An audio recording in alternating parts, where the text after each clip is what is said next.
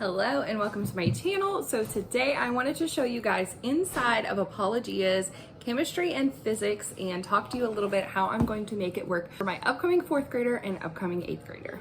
So this is Apologia's chemistry and physics. This is designed for those K through 6, particularly the upper elementary age, so those 4th, 5th, 6th graders.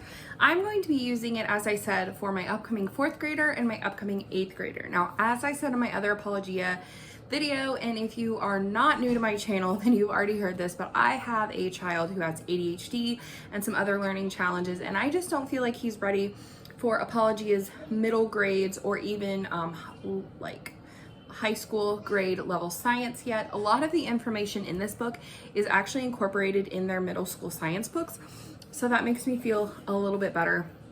But I am going to be adding some other things to it so that he can get a deeper, richer experience with this science. So this book is technically their older book. They've been updating the Young Explorer series, and this is one of the very last ones that they're going to be updating. So I am going to take you for a look inside of this and the notebooking pages. All right, so this is Apologia's chemistry and physics. This is the textbook, and then this is the notebooking page. Now, the reason a lot of people, especially Charlotte Mason people, like Apologia is that it may look like a textbook, but it's written more as a living book. So, like I said, this is the older edition. The newer editions look quite a bit different, but this one actually, compared to some of the others, is not quite as like in your face. You guys know it took me a while to actually use Apologia because I just couldn't get past the look of it, but I know the information is here is great, and my kids really, really love the Apologia textbooks. So if we get to a lesson, let's go to lesson 4. So this is where the lesson begins. Throughout, you're going to have, the text. They have bolded words that are more like your vocabulary words. They have really nice realistic pictures. That's something I appreciate. And then they have these try this sections. Now, I went through the book, and for the first couple of weeks, I really picked things. Now, in this book in particular, it seems like they have so many try this that you really would be really difficult to do all of them. So the good thing is you just do a couple, maybe each chapter, maybe just one. And then when you get to the end, they have an experiment and a project. So you could use the try this as your experiment or project throughout the week, which a couple of them we will be. Like a Mentos one would be fun. Or you can make a smoke bomb, grow crystals. There's just so many fun things in here that I know that my kids are really, really going to enjoy. So if we look at the front of the book, this is going to be where it tells you a little bit of information about it. It actually has the scientific sheet that you can make copies of. And it is going to have, let's see, how many lessons? 14 lessons.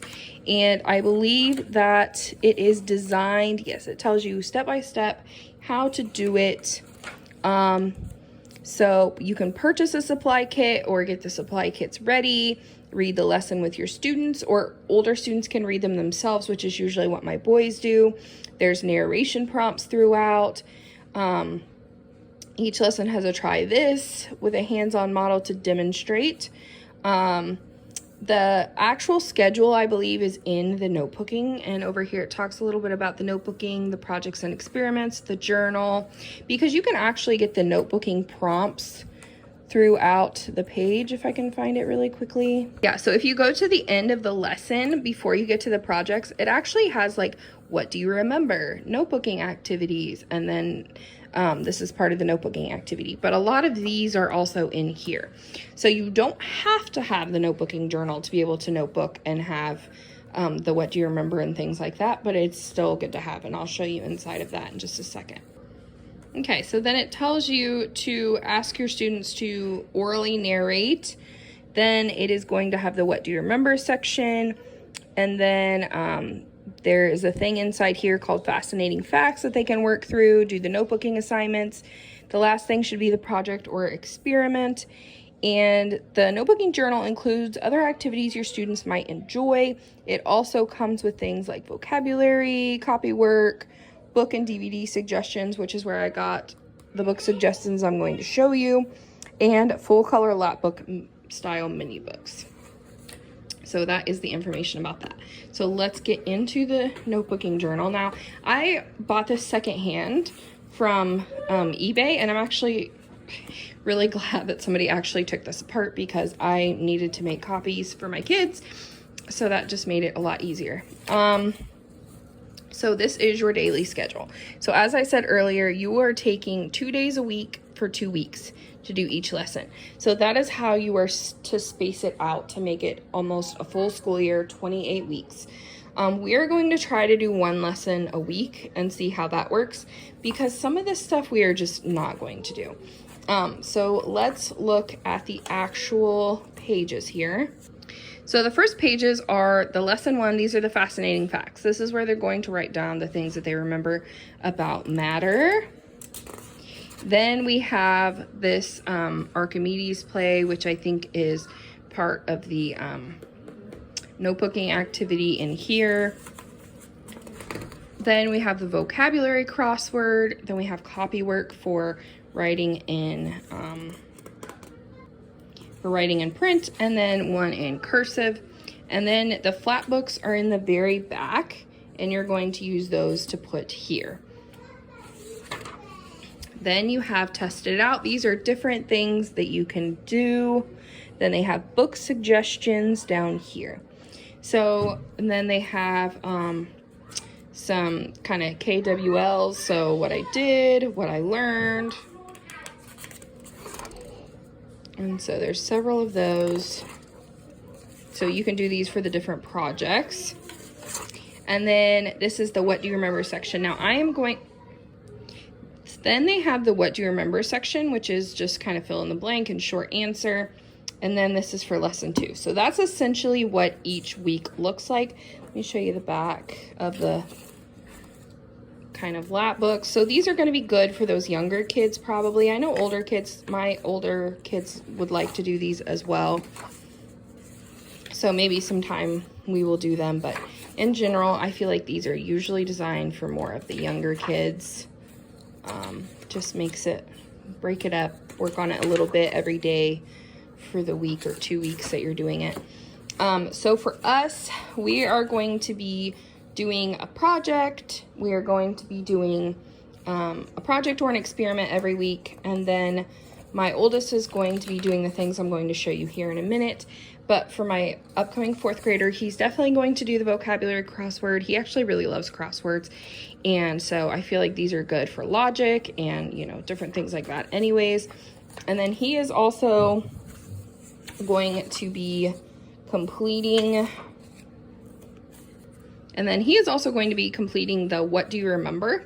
And then I'm also going to be incorporating a little bit of easy peasy. And so I'll show you guys that in a minute, but I am going to be pulling a couple of things for him from that as well. Okay, so now that you have seen inside the book and the notebooking pages, I'm going to share with you what I am using with my 8th grader. And I am going to be primarily using the notebooking pages for my 4th grader. So all of the stuff that I'm showing you is going to be for my 8th grader specifically.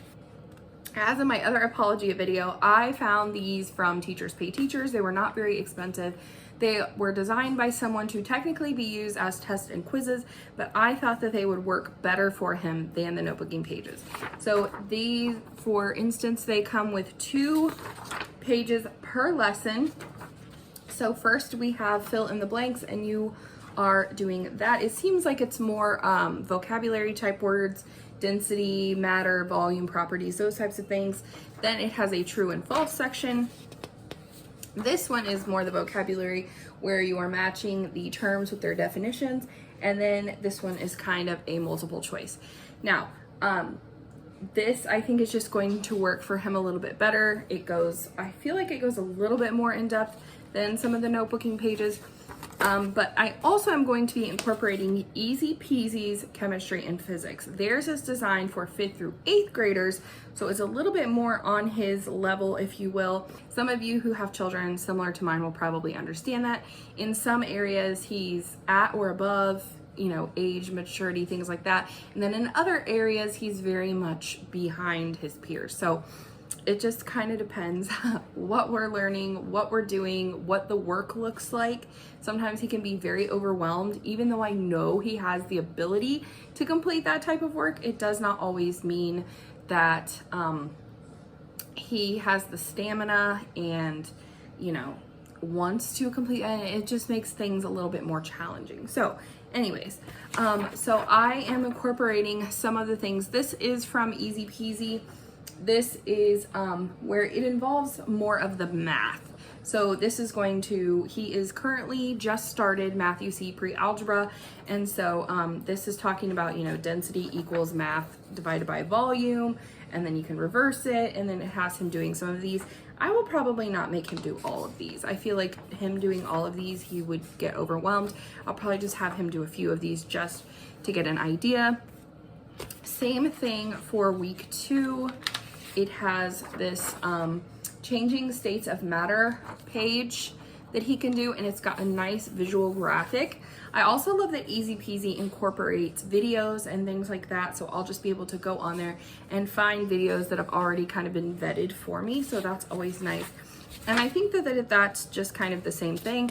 I also did go through the notebooking pages and find some different things. So I picked a project for him in lesson 3 or week 3, but he's going to research an element. It says make a trifold brochure of different elements, research each one and include the information, their name, how they got it, their symbol, atomic number, atomic mass, where it's found, physical facts about them like boiling point, melting point, and density, uses for the element's abundance in the Earth's crust, and sources of information. So this is going to be really good for him to kind of start the year off that way. And again, this is probably not something I would have my 4th grader doing, but my 8th grader, yeah, definitely.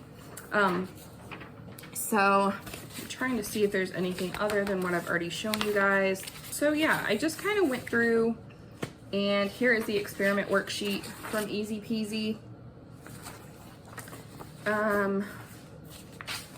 There is that. They also on Easy Peasy are kind of explaining how to do an experiment sheet, which we have been doing those for a while with Heart of Dakota, but now he needs to get a little bit more in depth, more than just a couple of word answers, right?